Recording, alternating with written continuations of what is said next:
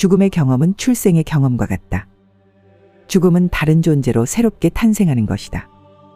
우리는 수천 년 동안 죽음 후의 세상과 관련된 일들은 무조건 믿어야만 했다.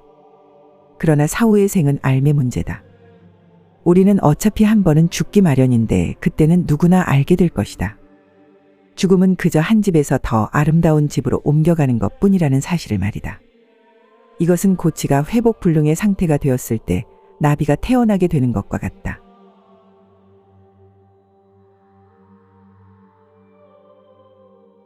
엘리자베스 퀴블러 로스 박사는 스위스 출신의 정신과 의사로 호스피스 운동의 선구자로 여겨진다. 그녀는 또한 죽음과 임종에 관한 세계적인 권위자이기도 한데 미국의 주간지 타임은 그녀를 20세기 100대 사상가 중 한 명으로 꼽기도 했다. 로스 박사는 말년에 버지니아주의 인적 없는 산에서 농장을 가꾸며 살았다. 하지만 전 세계 각지에서 강연과 세미나와 취재 요청이 쇄도했기 때문에 정작 이곳에 편히 머물 수 있는 기간은 1년의 절반 정도뿐이었다. 그만큼 로스 박사는 생전에 큰 명예와 명성을 지닌 정신과 의사였던 것이다. 죽음과 사후세계라는 다소 신비로운 주제에 대해서 치열하게 탐구한 과학자였기 때문인지 로스 박사는 종종 인간의 이성과 상식으로는 설명할 수 없는 기이하고 초현실적인 일들을 몸소 경험하곤 했다. 이번 영상에서 다룰 로스 박사의 초현실적 경험들을 정리하자면 다음과 같다. 1. 미래의 위험을 순간 감지하여 피해를 막았다. 2. 자신의 전생을 기억해냈다. 3. 일상생활 도중 임사체험을 했다. 4. 대낮에 산 사람과 똑같은 유령을 만났다. 5. 재외 이탈을 하게 되어 지구에서 440광년 떨어진 플레이아데스 성당까지 날아갔고 그곳에서 외계인을 만났다. 이처럼 특이한 일들은 로스 박사에게 불현듯 일어난 일들이었다. 그리고 소제목에 이미 나타나 있듯이 후반부에 소개되는 일화일수록 놀랍다는 반응을 넘어서 도저히 믿기지 않는다는 반응을 불러일으킬 만한 내용을 담고 있다.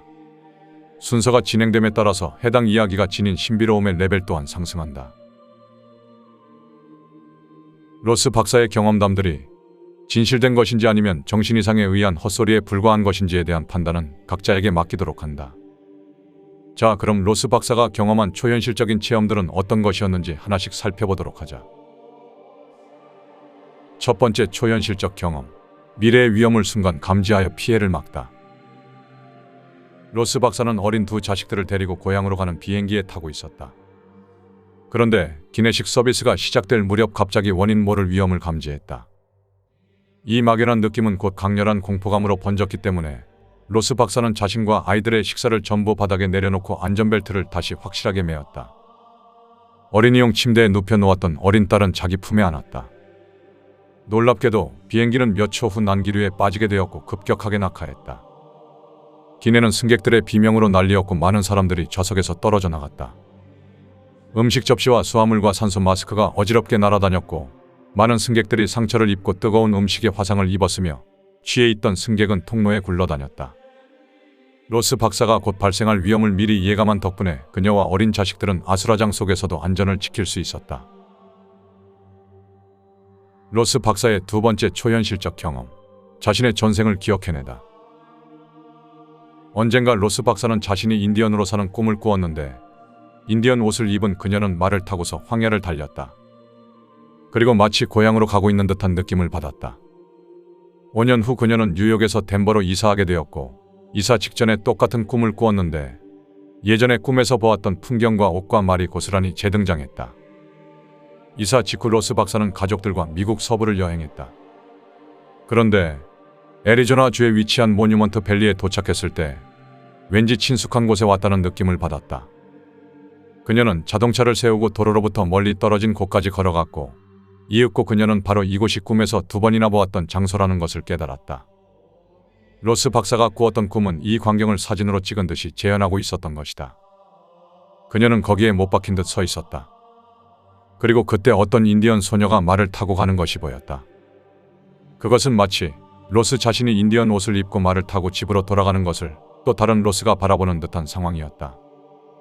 로스 박사는 자신이 언젠가 여기에 있었던 적이 있다고 확신했다. 풍경과 냄새와 태양빛 등 모든 것이 매우 익숙했다. 로스 박사는 인디언들이 활보하는 그 평야를 향해 뭔지 모를 소속감을 느꼈다.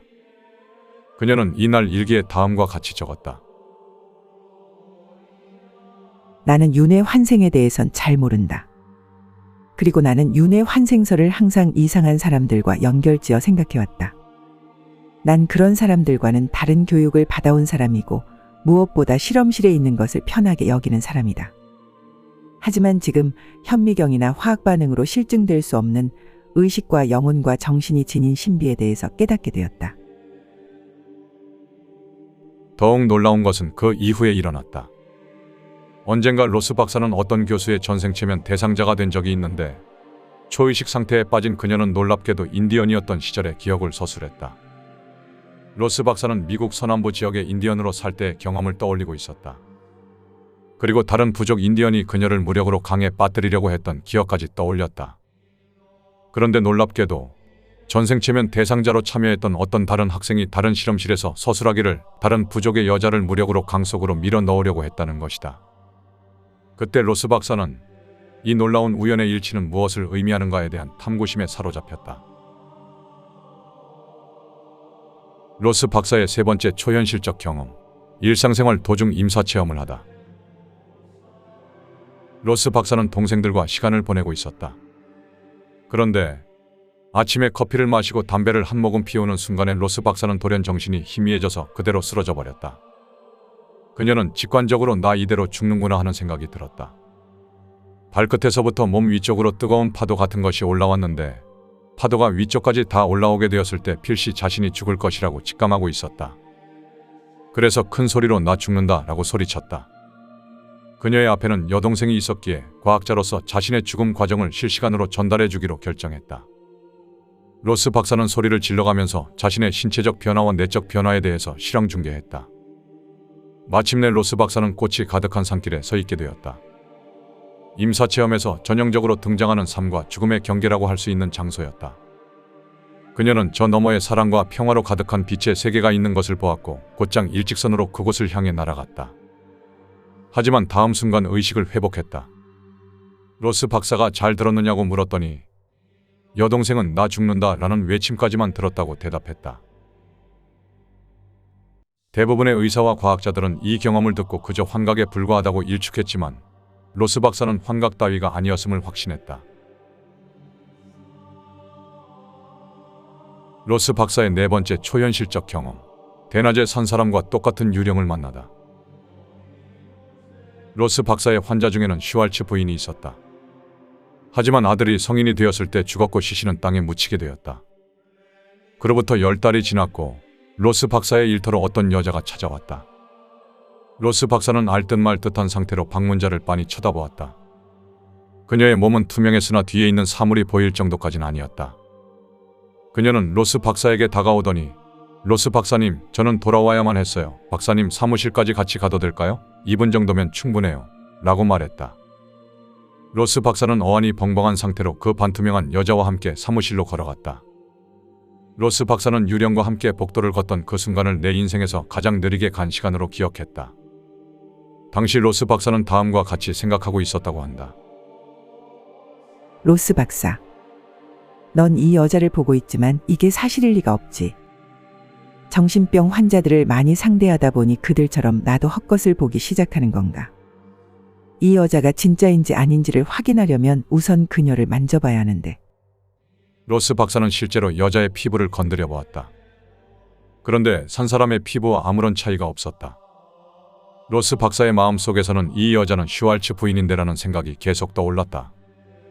로스 박사는 슈왈츠 부인의 얼굴을 빤히 보면서 이 여자는 분명 10달 동안 땅속에 묻혀 있었을 텐데라고 생각하기도 했다. 슈왈츠 부인은 사무실 문까지 열어주면서 자신이 돌아온 이유를 밝혔다. 즉, 로스 박사와 게인즈 목사에게 감사를 전하기 위해서였고 로스 박사가 진행 중이던 세미나를 계속해야 한다는 것을 알리기 위해서였다. 로스 박사는 책상에 물건들을 닥치는 대로 만져보기 시작했고 자신이 실제 하는 세상에 있음을 거듭 확인했다. 그녀는 슈왈츠 부인을 모른 척하면서 애써 딴 곳을 응시하기도 했다. 그러나 슈왈츠 부인은 여전히 다정한 모습으로 한자리에 서서 로스 박사를 바라보고 있었다. 그리고 그녀가 로스 박사에게 말했다. 로스 박사님, 제 말 알아들으셨죠? 박사님이 하실 일은 아직 끝나지 않았어요. 우리가 박사님을 도울 거예요. 박사님은 세미나를 그만둘 때가 언제인지 장차 알게 되실 거예요. 하지만 어쨌든 지금은 아니라는 거예요. 슈왈츠 부인이 말하고 있는 동안에도 로스 박사는 혼자만의 생각에 잠겨 있었다. 오, 신이시여. 제가 겪는 이 상황은 그 누구도 믿지 않을 거예요. 내 절친일지라도요. 로스 박사는 순간 꾀를 생각해냈다. 로스 박사는 그 반투명한 여자에게 펜과 종이를 건네면서 말했다. 게인즈 목사님은 지금 다른 곳에 계세요. 만약 당신에게서 짧은 쪽지라도 받게 된다면 좋아하실 텐데 어떠세요? 로스 박사는 물증을 원했던 것이다. 슈왈츠 부인은 로스 박사의 의도를 간파했다는 듯 미소 지으며 종이에 글을 썼다. 슈왈츠 부인은 이제 만족하시죠? 그럼 로스 박사님, 제가 말씀드린 내용에 약속해 주시는 겁니다. 라고 로스 박사에게 말했다. 로스 박사가 약속할게요 라고 말함과 동시에 슈왈츠 부인은 한순간에 사라졌다. 로스 박사는 슈왈츠 부인의 유령이 남기고 간 메모를 소중히 간직했다. 로스 박사는 슈왈츠 부인의 유령을 만난 이후로 비슷한 사례를 수집하기 시작했다. 그리고 전 세계에서 수백 가지의 사례를 만날 수 있었다. 이 일을 계기로 로스 박사는 죽음에 대한 이해를 한층 더 넓힐 수 있었다. 로스 박사는 슈왈츠 부인이 유령의 몸으로 자신을 찾아오지 않았더라면 그녀를 까맣게 잊고 살았을 것이라고 말했다. 로스 박사의 5번째 초현실적 경험. 체웨이타를 하게 되어 지구에서 440광년 떨어진 플레이아데스 성당까지 날아가고 그곳에서 외계인을 만나다. 로스 박사는 여러 번의 체웨이타를 했다고 말했다. 그런데 어느 인터뷰 자리에서 조심스럽게 밝히기를 자신은 체웨이타를 한 상태에서 플레이아데스 성당까지 다녀온 적이 있다고 했다. 로스 박사는 이 경험에 대해서 다음과 같이 말했다. 거기 사람들은 지구인보다 훨씬 뛰어난 문명을 가지고 있었어요. 그런데 그들은 지구인은 지구를 너무 많이 파괴했다. 원래 상태로 돌아갈 수 없을 것이다. 지구가 다시 깨끗해지기 위해서는 몇백만이나 되는 인간이 죽을 필요가 있다. 라고 말하고 있었어요. 그러나 그녀는 이내 말을 끊고는 더 이상 그에 대해 말하려고 하지 않았다. 인터뷰어가 아무리 설득해도 소용없었다. 로스 박사는 자신이 예전부터 겪어온 초현실적 체험들을 전부 얘기하지 않으면 방금 이야기는 듣는 사람들이 도저히 받아들일 수 없을 것이라고 덧붙일 뿐이었다. 여기까지 엘리자베스 퀴블러 로스 박사가 경험했던 5가지 초현실적 경험들을 살펴보았다. 로스 박사는 과학자로 훈련받은 사람이기 때문에 물리적 현실을 넘어선 것에 대해서는 항상 의심의 눈길을 보낸다고 했다. 주관적인 정신세계에 대해서 말하는 것에 저항감이 있다고 말하기도 했다. 또한 로스 박사는 당대 최고의 정신과 의사이자 과학자로서 각광받는 인물이었다. 앞서 언급했듯 로스 박사는 말년에 인적 없는 산속에서 농장을 가꾸며 살았지만 전 세계 각지에서 강연과 세미나와 취재 요청이 쇄도했기 때문에 정작 이곳에 편히 머물 수 있는 기간은 1년의 절반 정도뿐이었다. 엘리자베스 퀴블러 로스 박사는 당대 의학계의 스타였고 타임지 선정 20세기 100대 사상가 중 한 명이었다. 이렇게 최고의 명예를 구가하던 그녀가 굳이 무엇 때문에 이 믿을 수 없는 초현실적인 경험담들을 사람들에게 공개했겠는가.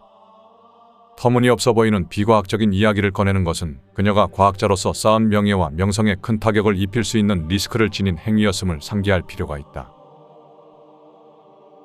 끝으로 로스 박사는 죽음학의 선구자로서 세계적으로 추앙받고 있는 인물인데 여전히 한국인들에게는 낯설다. 왜냐하면 대부분의 한국인들은 애당초 죽음학은 고사하고 죽음이라는 단어 자체에 친화적이지 않기 때문이다. 언제나 생존의 문제, 살아남는 문제, 이 세상에서 남들보다 얼마나 잘 먹고 잘 사느냐 혹은 얼마나 우월해지느냐 하는 문제로 인해 대부분의 한국인들은 완전히 정신이 나가 있는 상태다. 죽음이라는 단어는 한국인의 기본값이 되어버린 집착적인 라이프 스타일을 단숨에 붕괴시키고 용해시킬 것이다.